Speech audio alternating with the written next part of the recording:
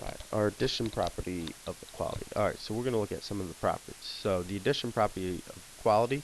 So if you add the same number to each side of an equation, the two sides are going to remain equal. So if we have A is equal to B, then we take A and we add C to it, well, it's going to equal B plus C also. So if we look at using some numbers, so if we say 7 is equal to 7, well, if we add 5, so 7 plus 5 will equal 7 plus 5. Well, 7 plus 5 is 12, and 7 plus 5 is 12. So it still remains equal. They're still the same. If we look at it algebraically, well, if we have y minus 2 equals 10, well, what I can do here is I can add 2 to both sides. So if I add 2 to both sides, since I'm doing it to both sides, our addition property of equality says it's going to stay the same. We know that a negative 2 and a positive 2 cancel out. So we have y is equal to 2 plus 10, which is 12. So that's why this property works. And our subtraction property of equality, well, if we have, if you subtract the same number from each side, the two sides will still remain equal. So if we look at this, a equals b, well then if we subtract, so if we do a minus c, that's going to still equal b minus c, as long as we're taking the same number away.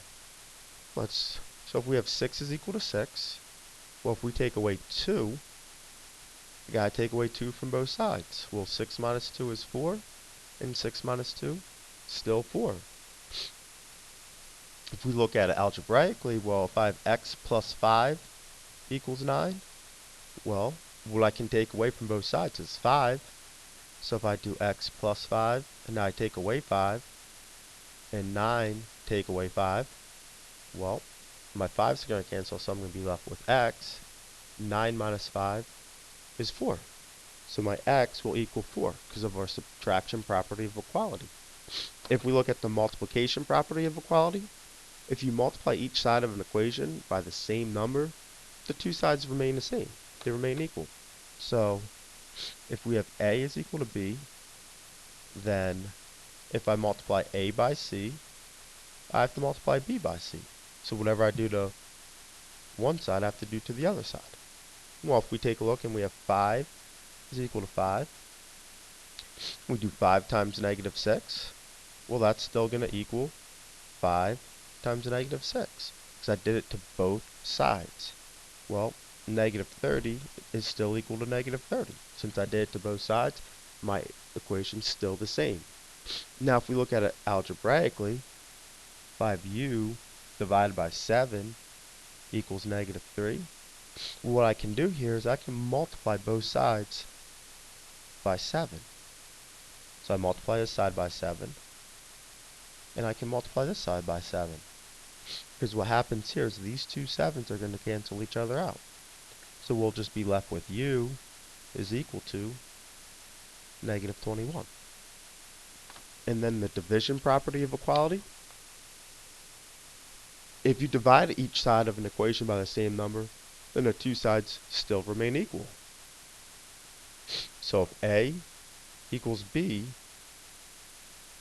and c cannot equal 0, then a divided by c will equal b divided by c. And the reason c can't equal 0 is because we cannot divide by 0. It's one of our laws. We can't divide by 0. So if we look at numerically, so 14 equals 14, well, I can do 14 divided by negative 2 as long as I do it to both sides of my equation. Well, 14 divided by negative 2 is negative 7. And 14 divided by negative 2 is still negative 7. And if we look at it algebraically, well, if I have 4w equals 20, I can take this and I can divide both sides by 4. As long as I do it to one side, or whatever I do to one side, I have to do to the other side. Because that is our division property of equality. So once I do that, we can get 20 divided by 4 is 5. So it helps us balance this equation out. So now, if we look at the last two examples here. So we have our steps and our justification. Well, when we look at this first one, we might say, well, I want to get rid of this positive 5. So I want to get rid of this. Well, so I might subtract 5 from both sides. So I might do 3x plus 5 and then subtract 5 equals 20. Now if I did it to one side, I have to do it to the other side. Now my reason for doing this is my subtraction property. Alright, so it's subtraction property of equality. Alright, so then we get 3x is equal to 20 minus 5 is 15. Okay, my justification is I just simplified. Alright, so we just simplified it. And then, well, to get rid of that 3, I can divide it. So I can do 3x divided by 3.